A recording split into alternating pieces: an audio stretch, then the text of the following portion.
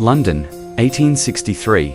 A city at the zenith of empire, a roaring, choking, magnificent beast of brick and smoke. Its streets are rivers of humanity, its air a thick fog of coal, dust, and ambition. But today, something is about to change everything. Beneath these very cobbles, a miracle of engineering and sheer audacity is ready to unveil itself. This is the story of the Metropolitan Railway, the world's first underground railway. And through the lens of modern AI reconstruction, we are going to step back into the gaslight and gloom, the steam and the spectacle. To witness its birth, both first, let us stand above ground. Imagine walking through the heart of the metropolis, along the bustling thoroughfare of the Euston Road. The air is dense, a permanent twilight of industrial haze.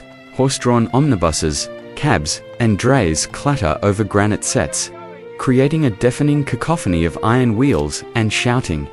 The smell is overwhelming, a complex brew of horse manure, coal smoke, rotting garbage, and the faint sweet tang of hops from a distant brewery. The buildings here are a solid, soot-blackened testament to Georgian and early Victorian order, their grand facades now streaked with grime. Every inch of pavement is a press of people. Clerks in dark suits, hawkers selling pies and matches, flower girls, and street urchins weaving through the forest of legs. This is the problem the underground seeks to solve, a city strangling on its own success. Now, follow me down. We descend not into a modern tube station, but into a great, gaping excavation wound cut into the earth itself. This is the Catan cover method.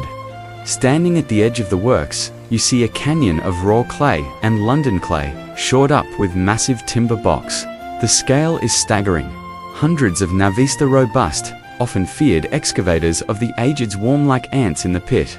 Their world is one of mud and muscle. The sound of picks striking stone, the groan of winches, the foreman's whistle cutting through the damp air. It's a dangerous, precarious ballet. Brick arches are being laid with astonishing speed, the skeleton of the tunnel taking form. This engineering marvel is being built not by magic, but by sheer, backbreaking human toil.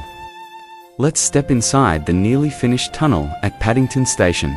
With AI, we can now reconstruct this space as it was on the eve of opening, free from the patina of later centuries. The air is cool and damp, smelling of wet brick, mortar, and cold earth. Gas jets in elegant fixtures cast a warm, flickering light, causing the creamy white brickwork of the arched ceiling to shimmer. It feels less like a transportation conduit, and more like a cathedral dedicated to the new god of progress.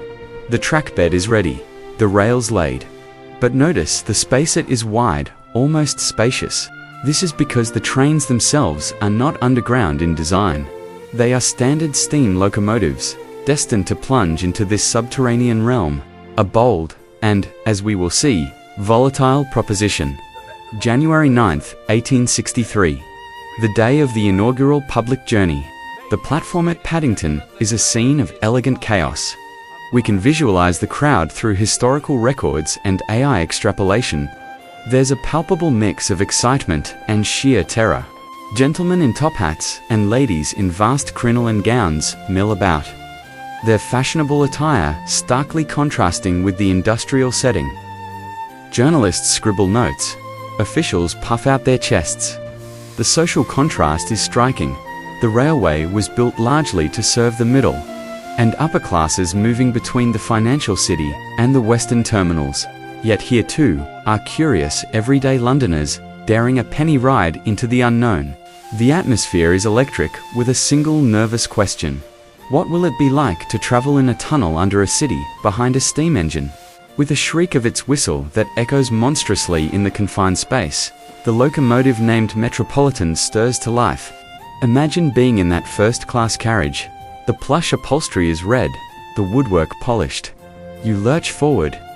The world outside the window dissolves from the platform's gaslight into profound darkness, punctuated only by the fleeting glow of lamps fixed to the tunnel walls. Then, the sensations overwhelm. The noise is a roaring, echoing furnace. The heat builds rapidly. Smoke and steam, with nowhere to go but into the carriages, begin to seep in. It's acrid, sulphurous. Passengers cough. laugh nervously, and fan themselves with handkerchiefs. For 4 miles, from Paddington to Farringdon, this is the experience, a thrilling, slightly hellish, and utterly revolutionary journey. You are making history at 12 miles per hour. Emerging into the daylight at Farringdon Street Station is a moment of collective relief and triumph. Sunlight, even the weak winter sun of London, has never felt so welcome. The station here is a grand terminus, signifying the link to the wider world. But look around at the city that now has this secret artery. This AI reconstruction allows us to see the hidden impact. Directly above the tunnels, life goes on: markets, trade, children play, horses, clip. Unbeknownst to them, a mechanical dragon breathes fire beneath their feet. The railway is an instant staggering success. On that first day, it carried over 30,000 eager, curious, or simply desperate passengers. It offered an escape from the impossible congestion, a new rhythm to the city's heart. But let's not romanticize the daily reality in the months that followed. For the drivers and stokers, it was a punishing, gritty ordeal. Picture the footplate of the locomotive. The heat from the firebox is magnified tenfold by the tunnel's embrace. The driver peers into a swirling vortex of his own making, guided by the dim glow of the fire and the faint brick lines. For the passengers in the unventilated carriages, especially in second and third class, conditions could be miserable. The newspapers soon nicknamed it the sewer railway for the smoky atmosphere. And yet, people flocked to it. It was a practical miracle. It shrank the city, enabling new patterns of work and life. It was the first fragile prototype of the metropolitan future. Standing here today, on a modern underground platform smoothed by a century and a half of innovation, it's almost impossible to comprehend the raw, daring novelty of that first tunnel. With AI, we've been able to strip away the layers of time, to hear the clatter of those early wheels, to smell the steam and the damp wool of the crowd, to feel the mixture of awe and anxiety. This wasn't just a new train line. It was a profound psychological shift. It taught humanity that the earth beneath our greatest cities was not a barrier, but a new frontier. It redefined the very possibilities of urban life. The Metropolitan Railway was a flawed, smoky, and magnificent beginning. From this single line of brick and courage, an entire network would grow. A nervous system that would allow London to expand and pulse with new energy. So the next time you descend into the tube, into the clean electric hum of the 21st century, pause for a moment. Think of the navvies in the mud, the ladies in their crinolines clutching perfumed handkerchiefs to their faces, the daring investors and engineers who bet on a seemingly insane idea. They all paved the way, quite literally, for the world beneath our feet.